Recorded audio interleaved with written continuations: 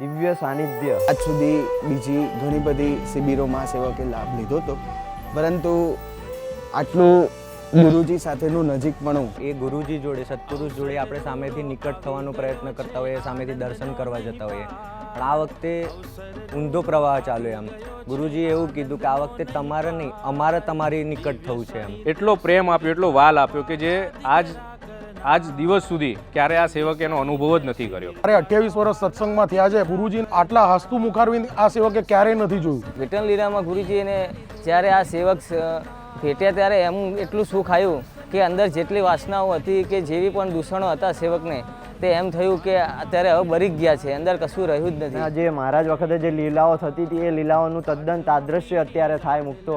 જેમ શ્રીજી મહારાજ રંગોત્સવ કરતા અને જેવું સુખ આપતા, એવી રીતે આજે ગુરુજીએ અમને દિવ્ય લાભ આપ્યો છે.